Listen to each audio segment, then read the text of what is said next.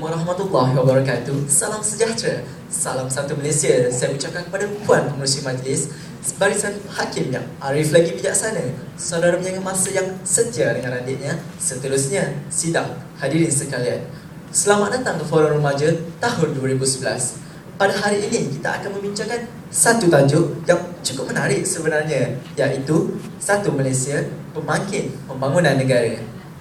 Sebelum saya meneruskan dengan lebih lanjut forum kita pada hari ini, bolehlah kiranya saya rasa jikalau saya perkenalkan terlebih dahulu ahli-ahli panel kita pada hari ini. Kerana kata orang tua-tua, tak kenal maka tak cinta. Saya mulakan dahulu dengan ahli panel kita yang pertama, Saudara Prabu Sastirajan. Apa khabar saudara? Sihat. Terima kasih. Saya teruskan pula dengan ahli panel kita yang kedua, Saudara Fairuz Afif Aziz. Bagaimana perasaan saudara pada hari ini? Cukup teruja. Wow, respon yang positif daripada saudara Fairuz. Dan akhir sekali, tidak saya lupakan ahli panel kita di sebelah sana, Saudara Muhammad Syafiq bin Zulkifli. Sihat saudara? Sihat, Alhamdulillah.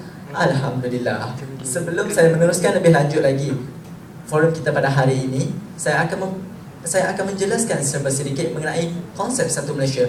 Konsep Satu Malaysia telah diperkenalkan oleh Yang Amat Berhormat Perdana Menteri kita, Datuk Seri Najib bin Tun Abdul Razak. Beliau telah memperkenalkan konsep ini pada tahun 2009 bagi memantapkan lagi pentadbiran kerajaan, dan pada pendapat saya, konsep ini merupakan satu idea segar dan baru yang mana ia akan memberi satu impak positif dan dinamik kepada struktur kehidupan kita di Malaysia. Ahli-ahli panel pun kita sudah kenal, tajuk pun sudah kita ketahui. Saya teruskan forum kita pada hari ini dengan definisi yang saya kira amat penting untuk kita ketahui jikalau kita ingin meneruskan lagi forum kita pada hari ini. Saya kira orang yang paling layak untuk memberi definisi pada hari ini ialah Saudara Prabu. Saudara Prabu, pada pendapat Saudara Prabu, apakah yang boleh didefinisikan sebagai konsep Satu Malaysia? Silakan. Terima kasih Tuan Pengerusi Majlis dan salam sejahtera buat kesemuanya. Baiklah, Satu Malaysia adalah satu gagasan yang baru-baru ini digagaskan oleh Perdana Menteri kita. Dan di samping memantapkan struktur pentadbiran negara kita, Satu Malaysia adalah satu konsep yang juga untuk memantapkan perpaduan sejagat sebenarnya. Dan kalau kita lihat negara kita, negara Malaysia adalah antara beberapa negara yang di dunia yang mempunyai penduduknya yang terdiri daripada rakyat yang majmuk, yang terdiri daripada pelbagai bangsa, budaya, agama dan bahasa. Dan kita haruslah menerima hakikat bahawa untuk kita menyatukan bangsa-bangsa dan agama-agama yang berbeza ini, kita harus mengamalkan satu medium yang paling efektif, yakni medium tersebut adalah Satu Malaysia. Dan haruslah kita terima hakikat bahawa bukan mudah kerjanya. Dan kalau kita lihat faktor aspek Satu Malaysia pula, kita dibahagikan, aspek tersebut dibahagikan kepada 8 nilai aspirasi yang utama. Antara nilai aspirasi yang saya ingat pada hari ini adalah budaya berprestasi tinggi, kesetiaan, ketabahan, integriti dan sebagainya. Dan sekiranya kita sebagai rakyat Malaysia mematuhi dan mempraktikkan ke-8 nilai aspirasi Satu Malaysia ini, sudah tentu kita mampu memajukan negara kita. Terima kasih. Terima kasih di atas komen yang begitu benar daripada Saudara Prabu sebentar tadi. Ingin saya ulas sedikit di sini. Sebentar tadi Saudara Prabu mengatakan bahawa konsep Satu Malaysia merupakan satu konsep yang telah dibina bagi memantapkan lagi perpaduan rakyat kita di Malaysia. Saya amat bersetuju dengan kata-kata Saudara Prabu sebentar tadi, kerana kita lihat bahawa kita hidup dalam masyarakat majmuk yang terdiri pada Melayu, Cina, India dan kaum-kaum bumi putra yang lain. Memang susah untuk kita hidup dalam satu keadaan harmoni jikalau sesuatu tidak dijalankan. Oleh itu, konsep Satu Malaysia ini amat bersesuaian dijalankan di negara Malaysia seperti kita. Selain itu, Saudara Prabu telah mengatakan bahawa Satu Malaysia telah menggagaskan 8 nilai aspirasi yang jikalau dipraktikkan, insya-Allah kita tentu dapat mencapai perpaduan yang utuh. Seterusnya, saya akan bertanya pula kepada Saudara Fairuz Afif. Saudara, apakah yang saudara dapat terangkan kepada kami semua pada hari ini mengenai pembangunan negara? Silakan saudara. Terima kasih Saudara Pengerusi. Apabila kita berbicara mengenai pembangunan negara, kita sebenarnya melihat kepada pelbagai aspek. Dan dalam perbincangan pada hari ini, eloklah kita lihat kepada 3 aspek utama.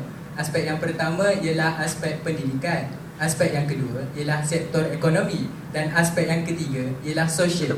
Dan pada hari ini, sekiranya ketiga-tiga aspek itu dapat ditingkatkan keadaannya, maksud saya ialah kita tingkatkan pendidikan, kita tingkatkan keadaan pendidikan kita dan taraf pendidikan kita di Malaysia, dan seterusnya kita tingkatkan keadaan ekonomi di negara kita, dan seterusnya kita melahirkan perpaduan sosial yang utuh melalui gagasan Satu Malaysia ini. Dan melalui intipati yang ada pada Satu Malaysia, kita akan dapat mewujudkan pembangunan negara melalui ketiga-tiga aspek ini dan dapat diimplementasikan. Intipati melalui 8 nilai aspirasi utama Satu Malaysia itu dan seterusnya dapat merealisasikan kepada pembangunan negara. Jadi saya rasa untuk pembangunan negara itu, kita dapat bincangkan kepada tiga aspek utama ini sudah cukup untuk kita katakan bahawa Satu Malaysia ini menjadi pembangkit kepada pembangunan negara. Bermaksud pembangkit itu menjadikan satu keadaan yang lebih baik kepada pembangunan negara kita yang sedia ada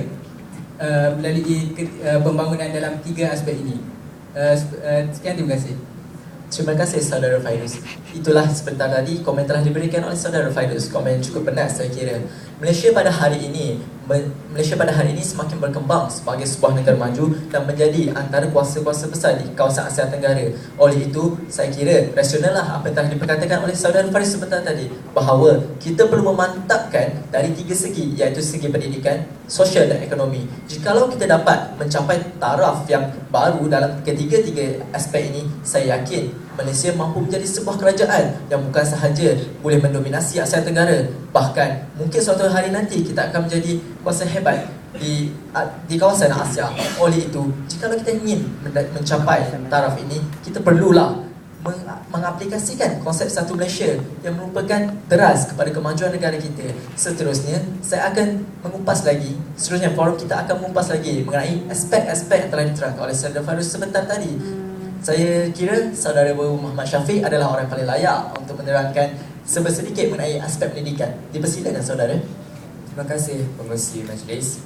Baiklah, pada hari ini kalau kita berbicara mengenai pendidikan di Malaysia ini adalah bertitik tolak untuk melahirkan individu, untuk melahirkan modal insan yang mampu untuk menjana sesuatu kepada negara. Jadi elok benarlah kalau kita lihat kepada konsep Satu Malaysia ini yang juga menekankan tentang konsep perpaduan dalam pendidikan dalam negara kita. Kita lihat pada hari ini bagaimana proses pendidikan negara kita itu sendiri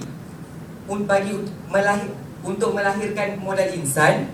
Saya kira benarlah konsep Satu Malaysia ini patut kita bawa dan kita selidiki satu persatu. Ayo kita telusuri perjalanan perbincangan kita pada hari ini. Baiklah tuan-tuan dan puan-puan, kita lihat bagaimana pendidikan ini merupakan satu elemen yang bertitik tolak untuk melahirkan, untuk membangun negara kita, negara Malaysia. Jadi jika kita mengambil penekanan yang serius terhadap sektor pendidikan ini, saya kira ia mampu untuk memangkin pembangunan negara. Baiklah tuan-tuan dan puan-puan, saya ingin membawa anda untuk kita telusuri tiga aspek aspirasi Satu Malaysia ini. Yang pertamanya, budaya ilmu. Bagaimana pada hari ini saya akan ceritakan kepada anda pendidikan negara kita yang berteraskan pendidikan yang melalui peperiksaan adalah sangat sesuai dan sangat efektif, saya kira. Bagaimana pada hari ini sektor pendidikan di negara kita adalah ingin melahirkan modal insan yang mampu berdaya saing sesuai dengan aspirasi yang telah digagaskan oleh Perdana Menteri kita, Datuk Seri Najib Tun Razak. Dan aspek yang kedua, saya ingin membawa anda untuk kita lihat budaya inovasi. Di dalam aspirasi ini, saya kira budaya inovasi yang telah diterapkan melalui sistem pendidikan kita, yang saya lihat pada hari ini adalah melalui penambahbaikan intipati pendidikan yang ada di negara kita itu sendiri, mampu saya kira untuk membangunkan negara kita. Sebagai contoh, saya tunjukkan kepada anda, apabila sesebuah kementerian telah menetapkan salah satu